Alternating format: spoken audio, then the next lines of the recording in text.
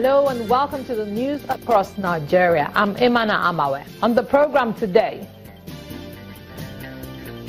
Nigerian Air Force trains personnel in counter-terrorism in partnership with the United Kingdom.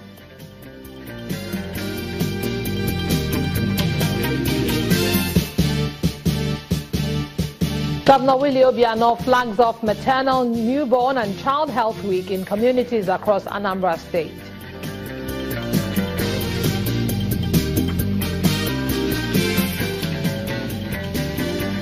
And Commission of Inquiry submits report of church building collapse to Governor Udom Emmanuel.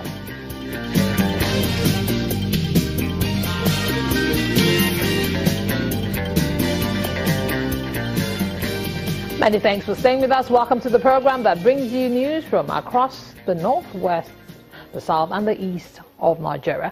Well, we begin in the northwest, where a federal high court sitting in Kaduna has ruled that the suit filed by the leader of the Islamic movement of Nigeria, Ibrahim El-Zakzaky, against the Nigerian army, the chief of army staff and 2 others for alleged violation of his fundamental human rights is an abuse of court processes.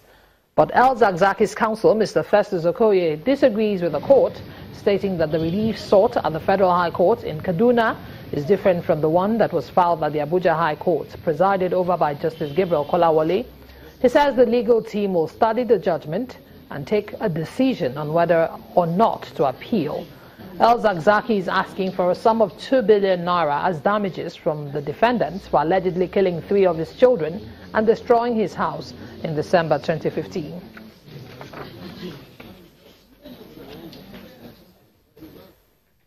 And staying with the courts, the Federal High Court in Abuja says Senator Buruji Kashamu has questions to answer in the attempted assassination of a member of the House of Representatives, Honorable Oladipopo Adebutu, and should therefore submit himself to the police for interrogation.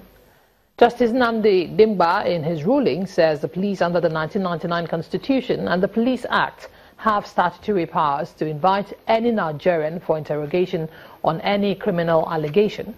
He says Senator Kashamu did not place sufficient material before the court upon which an order of perpetual injunction can be issued against the police on his invitation. The court also held that a petition dated August 16, 2016, authored by the House of Representatives member that the senator attempted to assassinate him in Port Harcourt has nothing to do with his alleged drug trafficking case in the United States of America. And now to security. The Nigerian Air Force says the Boko Haram group can no longer hold any part of the country hostage, despite the recent pockets of suicide attacks being carried out by the sect in Borno State.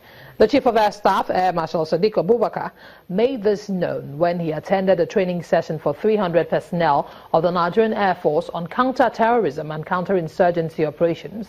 The training, which is being carried out by the personnel from Britain, is part of a 5-year plan between Nigeria and the United Kingdom to train Nigerian military personnel on counter-terrorism and other conventional warfare operations.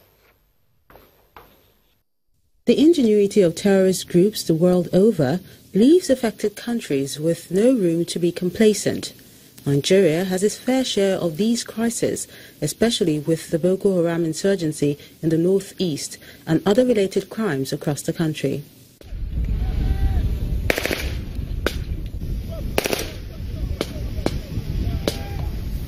Here in Kaduna, men of the Nigerian Air Force are under the tutelage of their counterparts from the United Kingdom.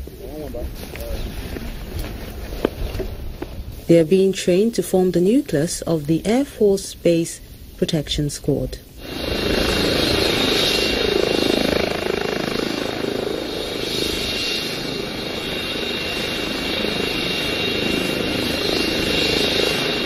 A month into the exercise, the Chief of Air Staff is here to supervise the operations.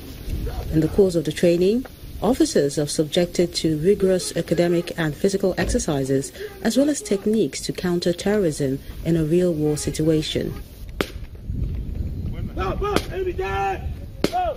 The Air Chief is satisfied with the level of performance and restates the commitment of the service to protecting the territorial integrity of the nation. We have in the last 2 years been building capacity in this particular area to ensure that we have what it takes to protect our bases and ensure that the assets that have been entrusted into our hands are really protected so that those assets can be used to protect Nigerians. According to the trainers, the partnership between the United Kingdom military and the Nigerian Armed Forces is born out of the commitment of the present administration in waging war against global terrorism and violent extremism. It's part of a 5-year plan to train twice a year the Nigerian Air Force regiment to create a bespoke force for a bespoke task, and that bespoke task is to look after air assets and Nigerian Air Force bases, and indeed they could be used to look after international airports if that was the case, if that's what was required. The Nigerian Air Force says it will remain a major facilitator and force multiplier in the fight against terrorism through effective training of its personnel and those from other security services. In the meantime, stakeholders in the health sector of the northeastern region are looking at ways to ensure consistent supply of health commodities to the people of the region after years of terrorist attacks has left the sector in crisis. At a meeting in Jos, the Plateau State capital, the Integrated Regional Procurement and Supply Working Group considered strengthening the supply chain system. Ministry of Health officials from the northeastern part of the country are in Plateau State to strengthen health commodity procurement and supply chain systems. The medical professionals who hail from Bauchi, Gombe, Taraba, Yobe, Adamawa and Borno entered discourse to promote uninterrupted supplies of health commodities such as drugs, cotton wool, syringes and needles and other consumables. If this program is to be sustained, then the government should fund not only approving a budget but actually releasing for use. Consistency of participation of both the state and regional PSTWG meeting. So if there is consistency in holding this sitting, I believe capacity will be built and sustainability automatically assured. The detection and treatment of diseases such as HIV, malaria and tuberculosis requires steady availability of the requisite medical supplies. The supply chain is hinged on what we call the 6 rights of a logistics system to ensure the right commodities available at the right time, the right quantity, the right condition, taken to the right place and at the right cost. Before the formation of procurement and supply chain activities, the incorporation in activities in all the ministries of health, people used to run vertical programs. But now we have introduced a situation whereby we have integrated all the activities so that we minimize wastages to make sure that all the consumables are used efficiently and effectively. With progress in view, donors and implementing partners are being assured of efficient distribution of consumables to the people with minimum wastage. And to the welfare of health practitioners. Now, medical doctors in Osun State are protesting against what they call high taxation and payment of half salaries by the state government. The doctors are also alleging that the state government has neglected the health sector in the state.